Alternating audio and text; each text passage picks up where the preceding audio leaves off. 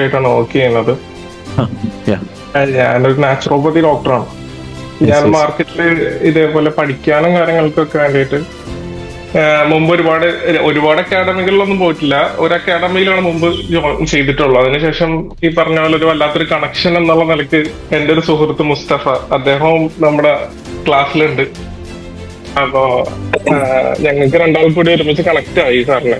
ഇതൊരു വലിയ അനുഗ്രഹമായിട്ട് തന്നെയാണ് കണക്കാക്കുന്നത്. കാരണം എവിടെയെങ്കിലുമൊക്കെ പോയിട്ട് ഇങ്ങനെ വഴിതെറ്റി കുറെ പൈസ കളയുന്ന ഒരു സന്ദർഭം ഉണ്ടാകുന്നതിനേക്കാൾ നല്ലത് കറക്റ്റ് ഗൈഡൻസ് തന്നിട്ട് ലൈഫും അതേപോലെ തന്നെ എന്താ പറയാ എക്കണോമിക്കൽ സൈഡ് കൂടി ഒരേപോലെ സെറ്റ് ചെയ്യുന്ന ഒരു അവസ്ഥ ഉണ്ടാകുന്നത് വളരെ റെയർ കണ്ടീഷനാണ്.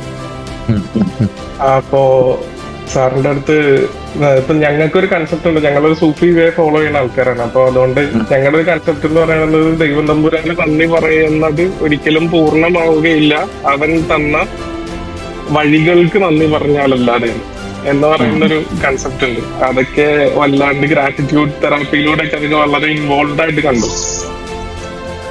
അപ്പോ ഇതൊക്കെ എന്താ പറയാ, സാറിനോട് ഞാനപ്പോ അതുകൊണ്ട് നന്ദി പറയാണ്.